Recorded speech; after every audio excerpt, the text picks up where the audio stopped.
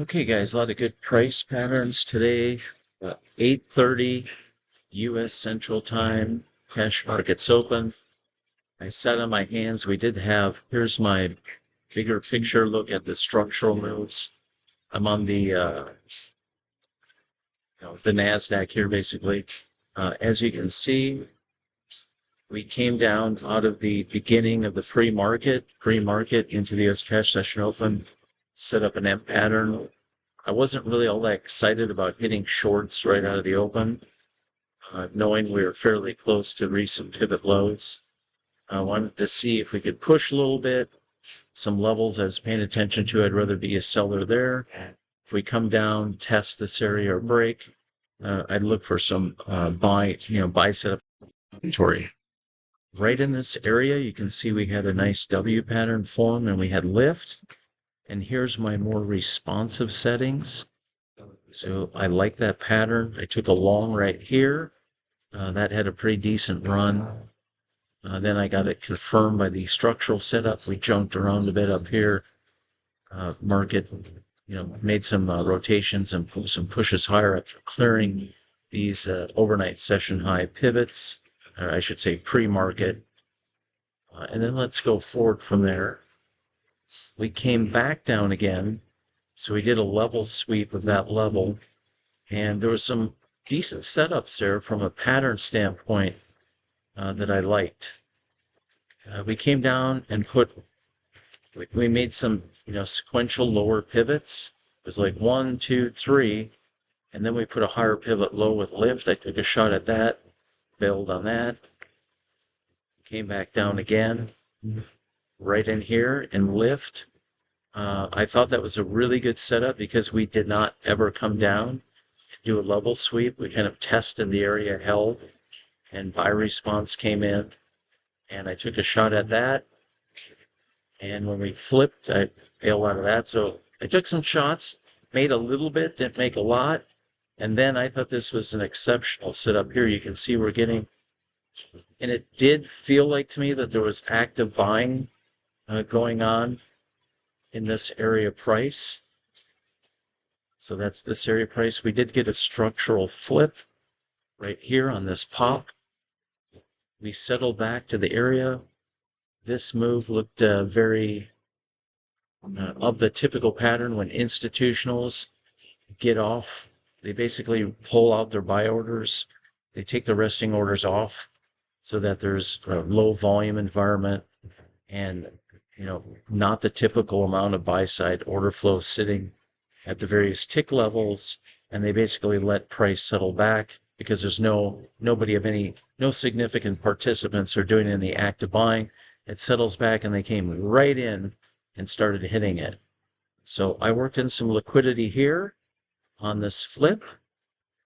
And then this I really liked right here. We had a kind of sequential W patterns and lift. So I added more here, and that ended up running pretty good. And I kind of thought we'd at least make it up to here, like right away in the push. We didn't. We rolled over, and I bailed, and that was, pretty good. It was a pretty decent move, very linear in nature, and you can see that was a very linear price run. So I love seeing W patterns, whether they're bigger structure, or in this case, ascending W patterns, as I see a market hold a level and then start to lift. You can see right here, the market was stair-stepping higher, and off we go to the races. Okay, since then, I've worked one short so far today. We came up here, pressed through, and broke this prior pivot high. That was after the U.S. cash session opened, so we did a level sweep, kind of have a M pattern formation there, rollover, and I'll show you where I hit it. So we got the level sweep. So this is the chart I use to look for when I'm actually going to do my entries. And if I get in and it rolls over, I just let go, especially when I'm working buy side. I hate buying the Nasdaq. Like 76% of my trades are short Nasdaq, when it's doing level sweeps to the upside.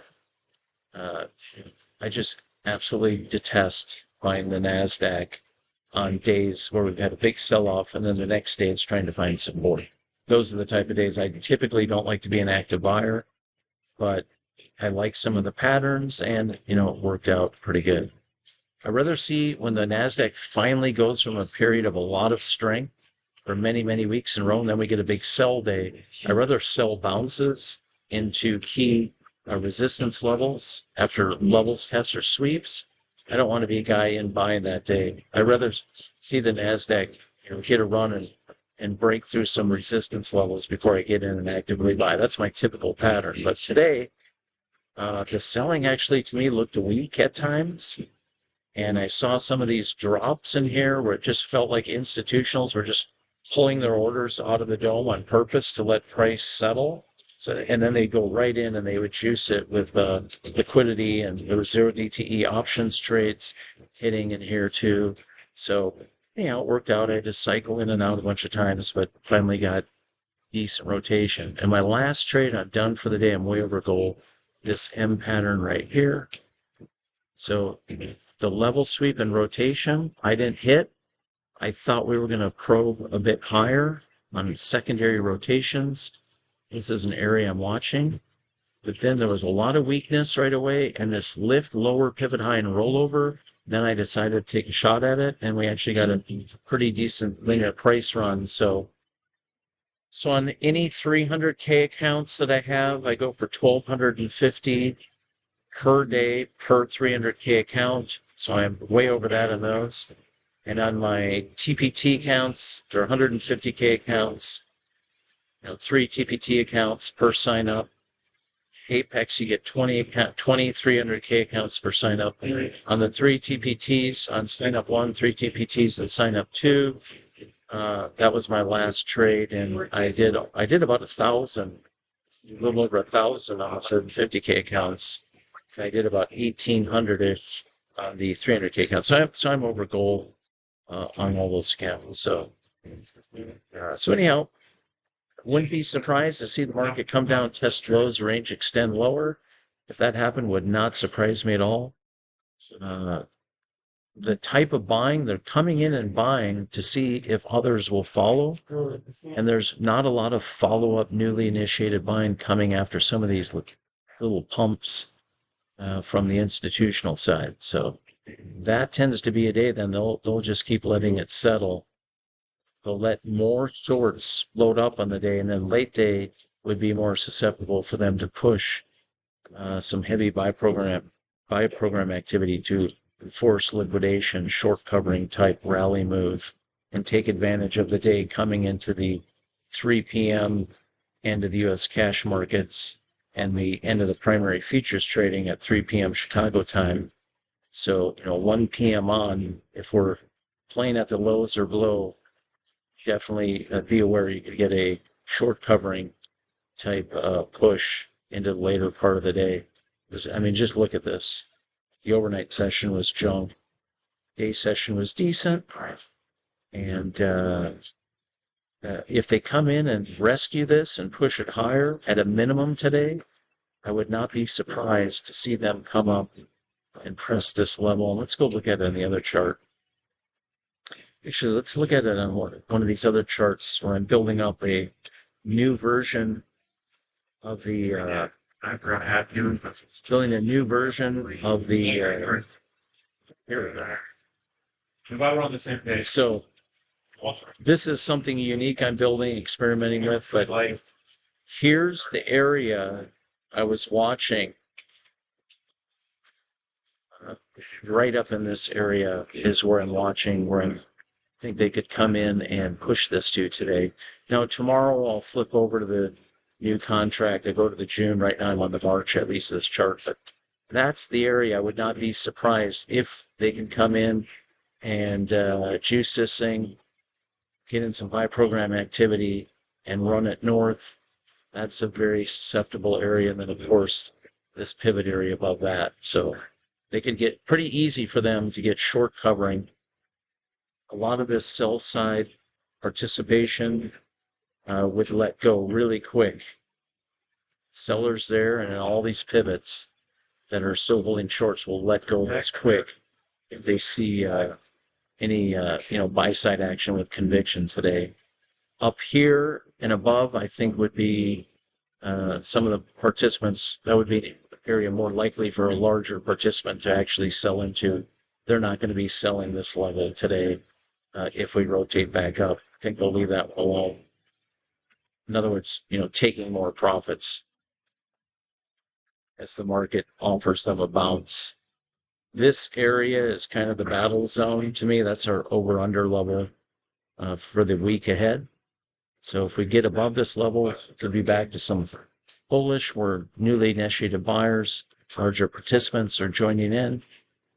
From where we're at now to up here, I think we're still in downside bias. And then if we go back several days ago, here's a pivot right here. Let's put a line on this pivot. And we'll go back and I will show you where that is in relation to current price. So right there. So that's a very, very likely we could make a rundown and do a level sweep of that level. So that might be a good area. If we don't get into a precipitous, extended sell-off as a secondary sell-off move that started on Friday. Friday looked like to me what I call a global cash out day. We had a lot of evidence that hedge funds around the world that were long indices were ringing the till heavy Friday. So if we come down and sweep that level, then you might get some bigger participants starting to look for some, buy the dip type zone to be a buyer. So yeah, a bit of a chop zone overnight session into the day, not a really wide range. Makes sense though. We had a big sell-off day Friday. So the markets are digesting that and we'll see what we get in the days ahead. But I thought today was fairly easy. It was nice to see good solid buy response off these pullbacks. Sometimes the market just keeps grinding lower and you don't get those pops, but today we had a lot of it, and that's because we definitely had some institutional participation in here trying to get some traction on the upside, and they did, but then it got sold into. So for all we know, they might be purposely letting this settle back so they can come in, fight again, and then push some, sort of a more significant covering, trigger short covering to propel a rally back into the prior range. So I want to finish this off. I've absolutely decided to go ahead and build that dual Heikin-Ashi chart. So this one, I have one Heikin-Ashi powering the shift portion of the indicator, and I have that turned off. So I have that set to transparent, and I have it lagged a bit, so it's not all that responsive. So let me color that in a lime and red, just so you can kind of see what I'm talking about. Okay, so this Heikin-Ashi, that's part of iGRID number 1 in the chart, is then feeding information to the shift portion. So that helps smooth that out and give us a bigger picture look of where actual turning points are. Then I have another iGRID. So let me go on this, knock these back to transparent. So I don't need to see those.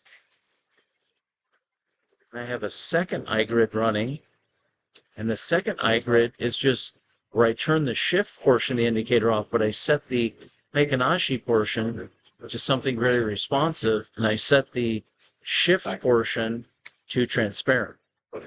So that way I can still see my responsive rotations and downtrends and responsive rotations and uptrends. So I could sit there and be buyer on the lift from Dodger Blue to Aqua in uptrend conditions, and I can be a seller of rollovers in downtrend conditions. So what I decided is I'll probably just build a version of the iGRID where we have two Heikin-Ashis. One to power the shift portion of the indicator, and one you can set more responsive to use that as your entry basis for quick scalping and related. So if you have any questions, send me an email, info@gridalgo.com. Great talking to you. Have a great trade day.